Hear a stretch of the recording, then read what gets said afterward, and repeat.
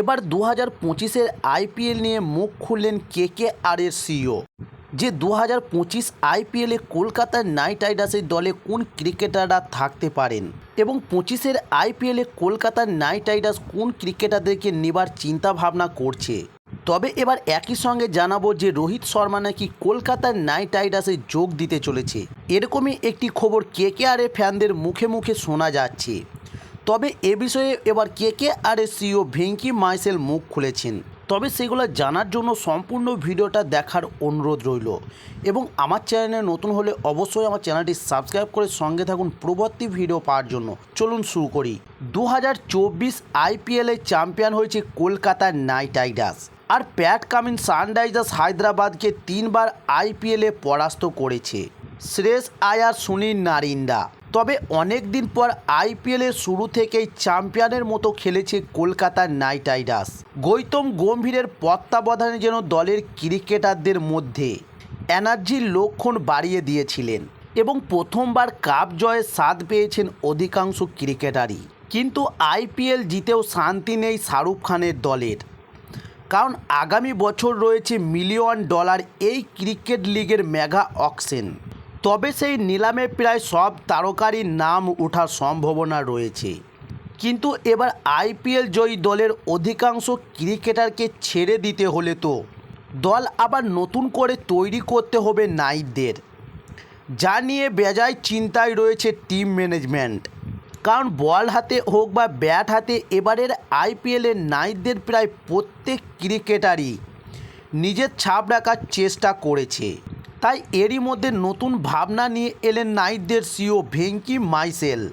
তবে ক্রিকেটারদের ছাড়তে হবে দলগুলিকে, তা এক কথাই নিশ্চিত। হয়তো একজন বা দুজন ক্রিকেটারকে ধরে রাখা যেতে পারে। তবে যদিও সেই বিষয়টি বিসিসিআইয়ের চূড়ান্ত সিদ্ধান্তর দিকেই তাকিয়ে থাকতে হচ্ছে আইপিএলের দলগুলিকে। কিন্তু এবার নাইটরা বিপাকে পড়েছেন, কারণ হর্ষিত রানা, ভৈরব আরোগ্যর মতো আনকোড়া বোলারদের তুলে এনে দলে এত ভালো পারফরমেন্স করার পর তাদের রিটার্ন করার সুযোগ যদি না পাওয়া যায় তাহলে তো বিশাল ক্ষতি হবে কেকেআরের। কারণ অধিনায়ক শ্রেয়স আয়ার, সুনীল নারিনদের দলে রাখতে চাই কলকাতা নাইট রাইডার্স। তবে এরই মধ্যে কলকাতা নাইট রাইডার্সের সিইও ভেঙ্কি মাইসেল দিলেন এক নতুন প্রস্তাব। তবে ভেঙ্কি মাইসেলের মত অনুযায়ী দলের ক্রিকেটারদের জন্য রিটেকশন পলিসি তুলে দিয়ে বরং 8টি আরটিএম দেওয়া হোক প্রত্যেক দলকে, অর্থাৎ সর্বোচ্চ দাম ক্রিকেটারদের ওঠার পর তার পুরনো দল যদি চায় সেই ক্রিকেটারদেরকে সর্বোচ্চ দামে দলে নিতে পারে। তবে এক্ষেত্রে সেই ক্রিকেটারদের তার প্রাপ্য দাম থেকে বঞ্চিত হবে না। আবার পুরনো দলও তাকে চাইলে ফের দলে নিয়ে কম্বিনেশন ধরে রাখতে পারবে। তবে যদিও ভেঙ্কি মাইসেলের এই ভাবনা বিসিসিআইয়ের গ্রহণযোগ্য হবে কিনা সেদিকে নজর থাকবে। তবে ভেঙ্কি মাইসেলের দেওয়া 8টি ম্যাচ কার্ড অর্থাৎ আরটিএমের কারণও রয়েছে। এবারের আইপিএলে কলকাতা নাইট রাইডার্স সফলতম। তবে এবার আইপিএলে কলকাতা নাইট রাইডার্সের সাফল্যের অন্যতম কারণ 8 থেকে 9 জন ক্রিকেটার, যাদের মধ্যে রয়েছে জোড়া ওপেনার ফিন সল্ট এবং সুনীল নারিন, অধিনায়ক শ্রেয়স আয়ার, মিডল অর্ডারে রয়েছে রিঙ্কু সিং, অ্যান্ড্রু রাসেল এবং ভেঙ্কটেশ আয়ার, এবং বোলিং বিভাগে রয়েছে বরুণ চক্রবর্তী, হর্ষিত রানা। এছাড়াও ভৈরব আরোগ্যও ভালো বল করেছিলেন। ফলে কোল টিম ধরে রাখতেই যে এই ভাবনার কথা বলেছেন নাইট রাইডার্সের সিইও তা এবার বলাই বাহুল্য। তবে শোনা গিয়েছে যে 2025 আইপিএলে নাকি কলকাতা নাইট রাইডার্সে যোগ দিতে চলেছে রোহিত শর্মা। তবে এই বিষয়টি নিয়েও এবার কেকেআরের সিইও ভেঙ্কি মাইসেল মুখ খুলেছেন। তাই ভেঙ্কি মাইসেল বলেছেন, দেখুন, রোহিত শর্মা মুম্বাই ইন্ডিয়ান্সে অনেক দিন ধরেই আছেন। শুধু আছেন বললেই ভুল হবে। মুম্বাই ইন্ডিয়ান্স এখনও পর্যন্ত আইপিএলে যে 5টি কাপ দখল করেছে সেই 5টি কাপই এসছে রোহিত শর্মার অধিনায়কতায়।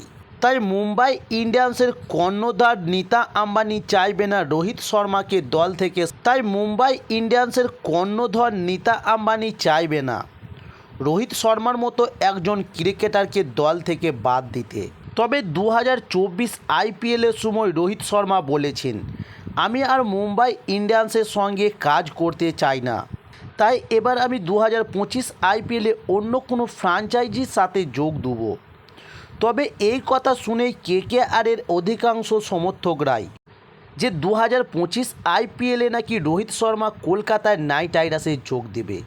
তাই ভেঙ্কি মার্শেল এই বিষয়ে আরও বলেন যে কলকাতার নাইট রাইডার্সে যোগ দেওয়ার বিষয়ে রোহিত শর্মার সঙ্গে এখনও পর্যন্ত আমাদের সেরকম কোনো আলোচনা হয়নি। তাই এখনও পর্যন্ত এই খবরটি একটি ভুয়ো খবর ছাড়া আর কিছু হতে পারে না। তবে এখন আমরা রোহিত শর্মাকে নিয়ে চিন্তা করছি না।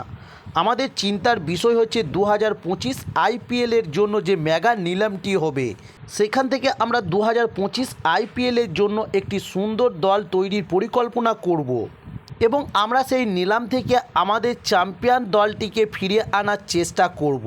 তো দর্শক বন্ধুরা, এই ছিল আজকের নিউজ। আরও ক্রিকেটের নিত্য নতুন ভিডিও পাওয়ার জন্য অবশ্যই আমার চ্যানেলটি সাবস্ক্রাইব করে সঙ্গে থাকুন।